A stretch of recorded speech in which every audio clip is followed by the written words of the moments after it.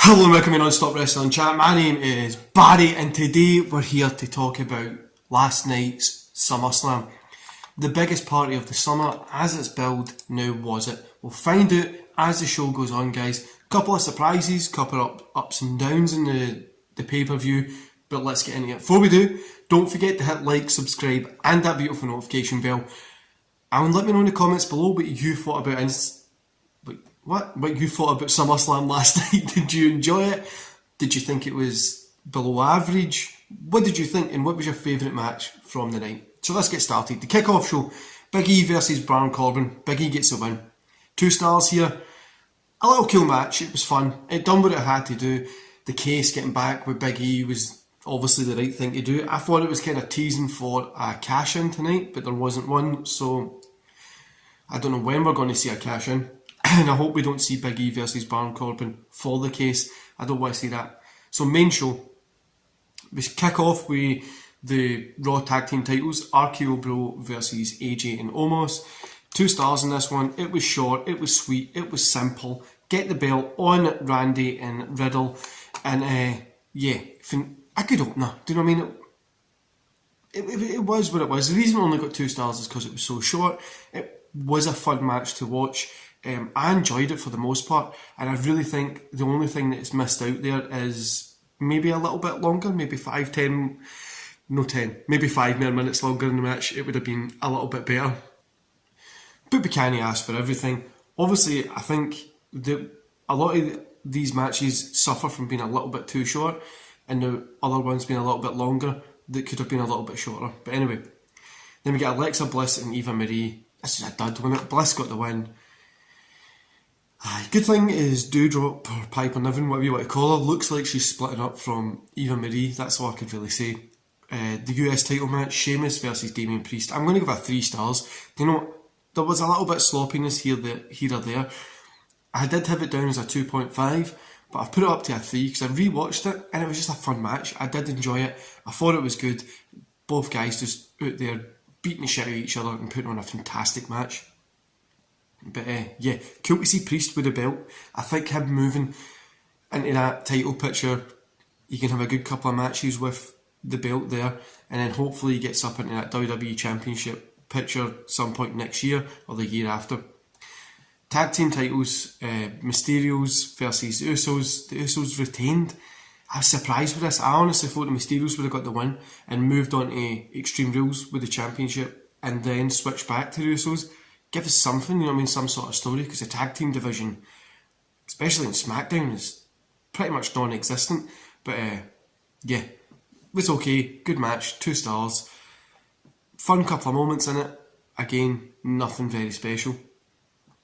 Then we got the SmackDown Women's title dilemma thing that was happening.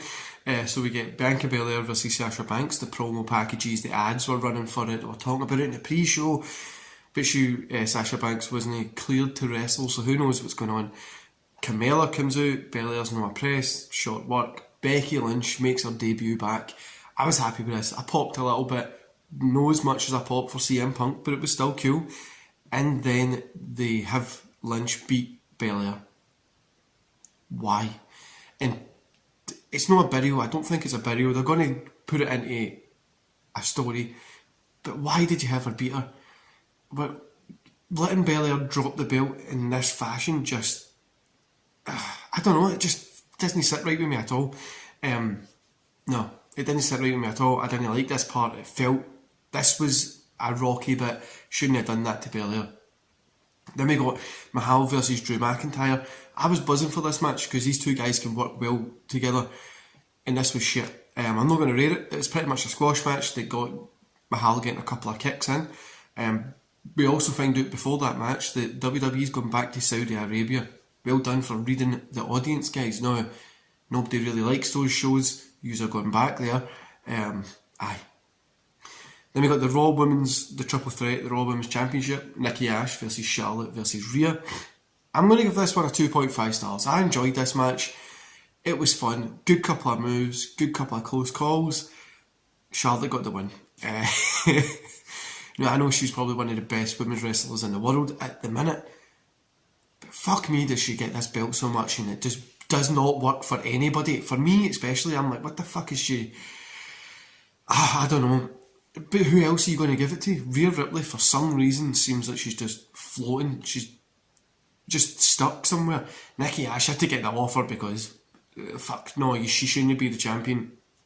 So the only other person to give it to is Charlotte, and we're probably going to have a rematch tonight, well, tomorrow night on Monday. So Edge versus Seth Rollins. Edge gets the win here. I'm going to give us 3 stars. I really enjoyed this one. I put 2.5, but I'm putting it up to a 3. Again, I rewatched it and I enjoyed it a little bit more. Edge getting the win was a cool side to it. I think they're going to get 2 pay-per-views out of this. Got your SummerSlam match, and they should push it to Extreme Rules, but we'll see what happens. You know what WWE's like. If they push that Extreme Rules, Edge getting a win there, and then Seth Rollins gets a win at Extreme Rules, maybe even set up for a third match, Seth Rollins gets a win again, and that takes us out to the end of the year, at Survivor Series or whatever. I think that would be fun, but a really enjoyable one. I think this Stuck in There is a really, really good match. I expected it to be, and Edge has just been putting on killer matches since he came back, really. Then the Raw World title, Goldberg versus Bobby Lashley, 2 stars. Lashley got the win with a ref stoppage thing. I don't even know. They're setting up for a rematch for Goldberg, and there's no need for that. Can we just stop? Can we really just stop? I think Goldberg's contract has 2 more matches or 2 more appearances or whatever, so they'll be like, right, give him 1 more match, put him on Raw in a match and get him out of here, because no, this shouldn't be done. SmackDown World title match, Roman versus Cena, 4 stars, fantastic, wasn't it? It was Roman obviously got the win, but it was a great match. The close calls worked. I didn't think that when the match ended, I was surprised it ended. I didn't think it was going to end there. I thought it was going to continue going. It was just a great match. I was convinced at some points that Cena could win, then Roman, and it was back and forth. These 2 guys went out and put in a hell of a show. I'm going to give it a 4 stars. That's probably a little bit high, but I really enjoyed this one. It just let me buy into it for a little bit, and it was great work. For me, it was definitely match of the night. And like I said, the near falls were cool, Roman looked cool, Cena looked cool, and it just shows that Cena can still go. Then we got the comeback of Lesnar. Now this is exciting. I don't want to see Lesnar versus Roman, but it's a match that's there that could maybe go into Extreme Rules, or we're going to see Roman versus Lesnar versus Cena. That could actually probably be at Extreme Rules, and put it in an Extreme Rules match. Hell, put it in a cage match and let Roman gets the win because whatever. Let them do something like that. Give them something. But the Lesnar comeback was really, really cool. Overall, whole show, I'm going to give a 2.5. There was lots of ups and downs. A lot of shit that didn't need to be there was there. Roman Cena stole the night. Lesnar coming back stole the night. Becky Lynch coming back was cool. It made me pop, but I didn't like what they done to Belair. I think there could have been so much more you could have done there. Really, really could have been. Goldberg shouldn't have. Sorry guys, I don't know what happened there. Goldberg shouldn't be going after the title again.